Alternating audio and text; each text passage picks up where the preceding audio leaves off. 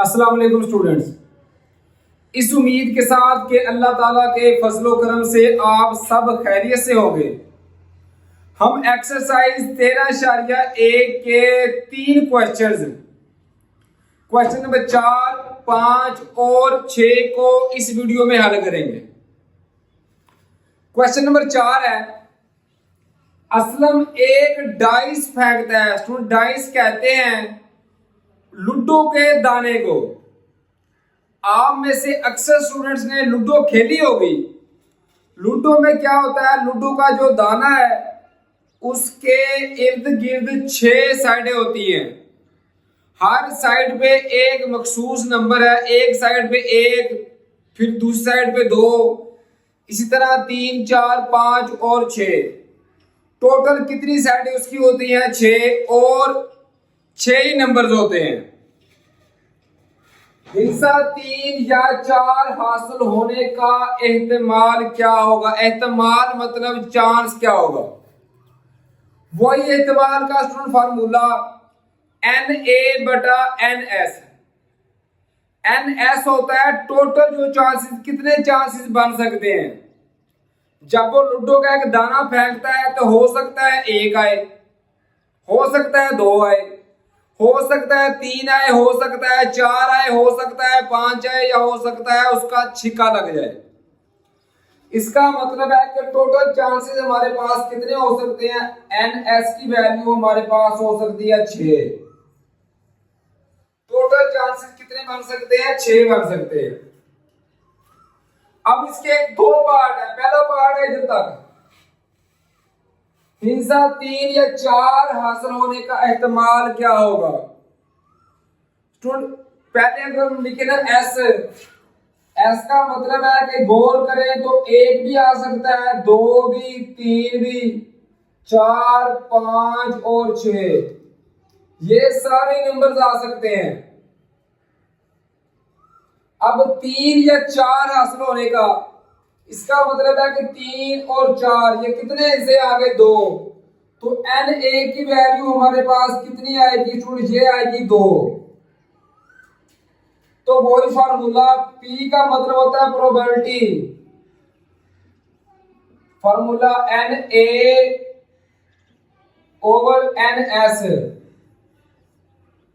NA की value कितनी है? 2। NS कितना आ रहा है? 6। तो 2 एकम 2, 2 3 6, तो कितना आंसर आ गया? 1/3। ये स्टूडेंट्स आंसर आ गया हमारे फर्स्ट पार्ट का। अब बात करते हैं सेकंड पार्ट की। तो ये यहां से शुरू होकर यहां तक ये सेकंड पार्ट है। वो कह रहे हैं नीज हिस्सा 3 या 4 हासिल ना होने का एहतमाल क्या होगा?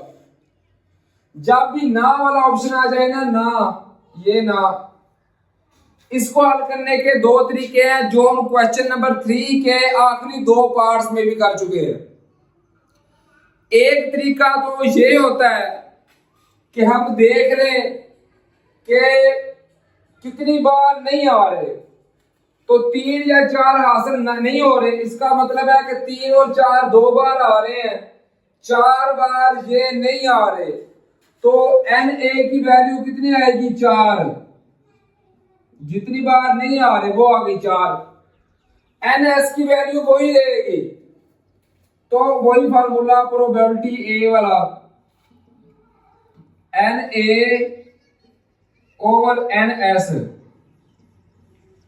NA की वैल्यू कितनी आ गई? 4/NS की वैल्यू कितनी आ गई? 6। दोनों 2 के पहाड़े पे कैंसिल हो गए, 2 2 4, 2 3 6, तो इसका आंसर कितना आ गया? ये आ गया 2/3। ये स्टूडेंट है इजी तरीका हल करने का, आप लोग इसी तरीके से हल कर लें। दूसरा मेथड थोड़ा सा मुश्किल मेथड है, इसलिए मैं कोशिश करता हूं कि आप लोगों को उसी मेथड के थ्रू हल करवाऊं जो आप लोग इजीली समझ सकें। अब हम चलते हैं क्वेश्चन नंबर 5 की तरफ। इसी तरीके से क्वेश्चन नंबर 5 है, अब्दुल हादी ने कार्ड्स को 1 ता 30 तक लेबल किया और एक डब्बे में डाल दिया। सुनो कार्ड कितने हैं? 30।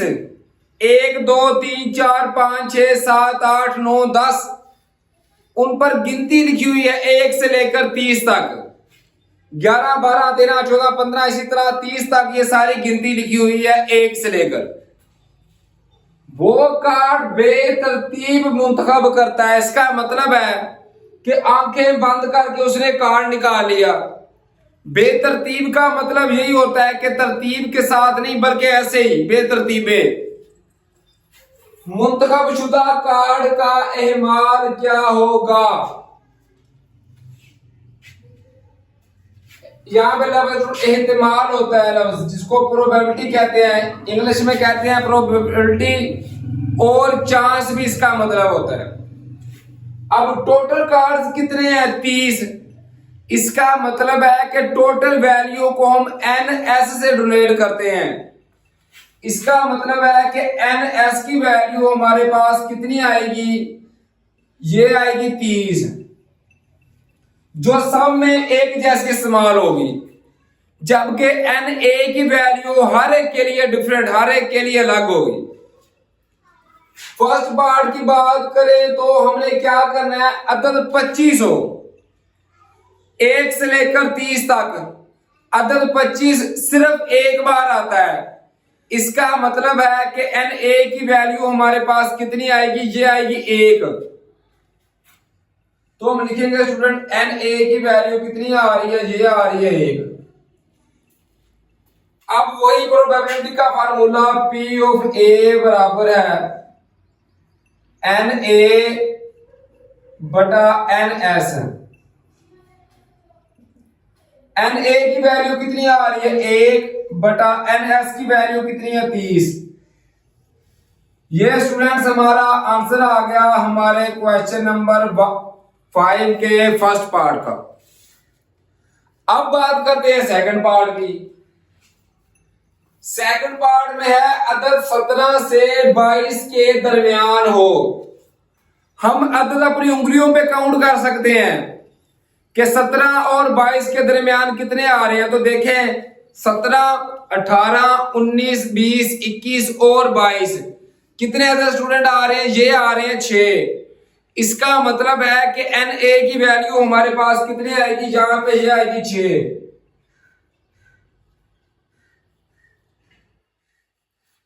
अब वही फार्मूला लगाएंगे, P ऑफ A बराबर है NA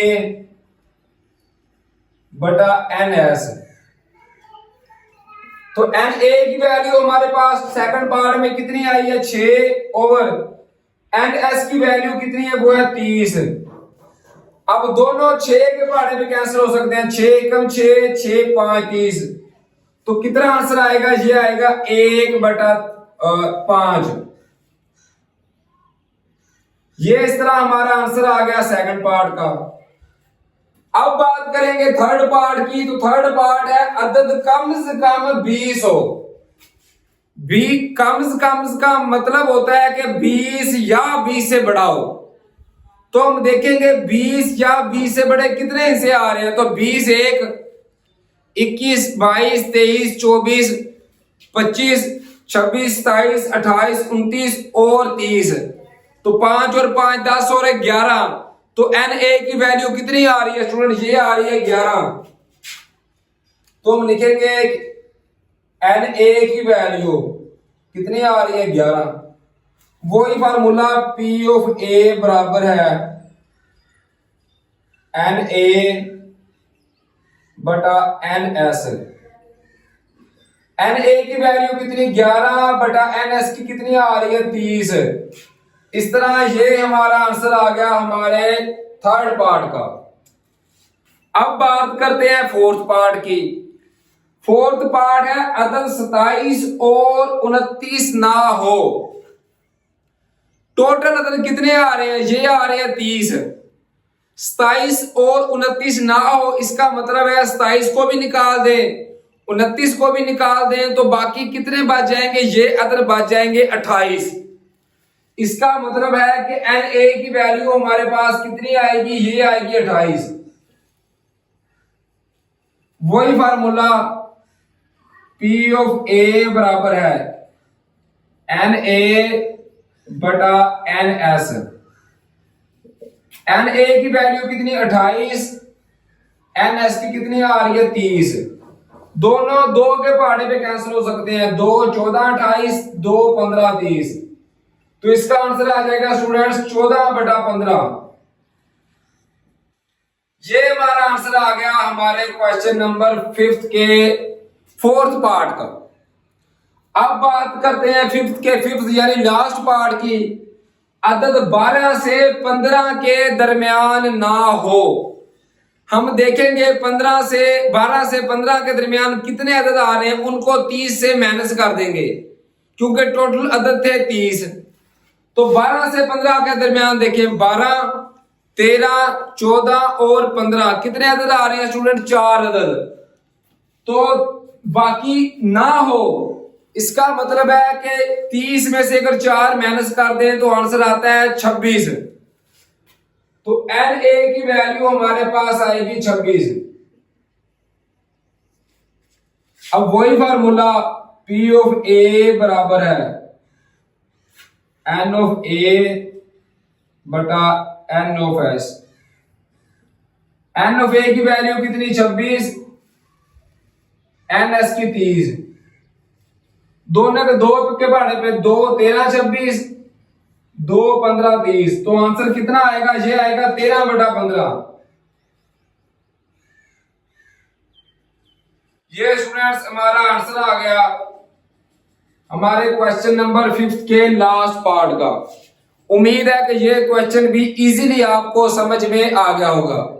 अब चलते हैं क्वेश्चन नंबर 6 की तरफ।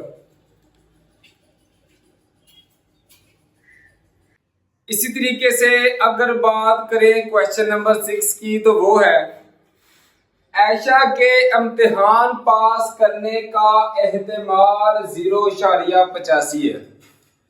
एहतिमाल का स्टूडेंट मतलब होता है चांस, कि 0.85 चांस है कि वो पास कर जाएगी। आयशा के इम्तिहान पास ना करने का एहतिमाल क्या होगा, इसका मतलब है कि कितने चांसेस हैं कि आयशा इम्तिहान पास नहीं कर सकेगी। स्टूडेंट जो एहतिमाल होता है और जो नहीं होता, दोनों को अगर जमा करें तो आंसर आता है 1। 1 से बड़ा कभी भी आंसर नहीं आ सकता। अगर हमें एहतिमाल दिया हुआ हो और वो कहे कि एहतिमाल नहीं है, वो मालूम करें, तो एहतिमाल को हम 1 से माइनस कर देंगे। इसी तरीके के साथ अगर हमें दिया हुआ हो कि एहतिमाल नहीं है, इतना 0.85 या 0.2 एहतिमाल नहीं है, एहतिमाल मालूम करें, तो जो एहतिमाल नहीं है उसको हम 1 से माइनस कर देंगे। मतलब एहतिमाल होगा या नहीं होगा, एक चीज हमें दी हुई हो, दूसरी मालूम करनी हो, तो 1 से हम माइनस कर देंगे, 2 चीज हमें दी हुई होती है। यहाँ पे हमें एहतिमाल दिया हुआ है, इम्तिहान नहीं है, कितना एहतिमाल नहीं है वो मालूम करना है। तो क्या करेंगे, 1 से हम सिंपली माइनस कर देंगे। ये शॉर्ट क्वेश्चन के लिए अहम है, लेकिन लॉन्ग क्वेश्चन किसी सूरत नहीं आ सकता। तो लिखेंगे इम्तिहान पास ना करने का एहतिमाल।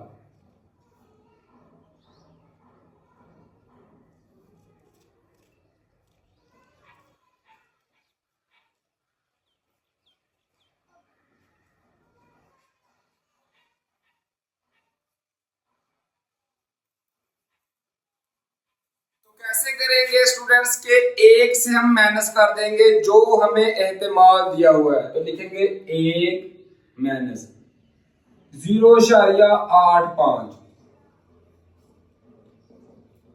इसके बाद आप कैलकुलेटर उठाएं और लिखें 1 माइनस 0.85, तो इसका आंसर आएगा 0.15। ये इसका आंसर आ जाएगा एहतिमाल ना होने का। उम्मीद है स्टूडेंट्स के हमारे क्वेश्चंस आपको इजीली समझ में आ रहे होंगे। अगर आपने अभी तक मेरे YouTube चैनल को सब्सक्राइब नहीं किया तो काइंडली सब्सक्राइब कर लें, बेल आइकन के बटन को दबा दें ताकि हमारी आने वाली हर वीडियोस आप तक आसानी के साथ पहुंच सके। उसके अलावा अगर आपको फिजिक्स के न्यूमेरिकल नहीं आते तो आप काइंडली मेरे चैनल की प्लेलिस्ट में जाकर वहां से अपनी मर्जी के चैप्टर्स के न्यूमेरिकल बआसानी समझ सकते हैं। दुआओं में याद रखिए स्टूडेंट्स, अपना और अपने वालिदैन का बहुत सारा ख्याल रखिए। फी अमानिल्लाह स्टूडेंट्स, अल्लाह हाफिज।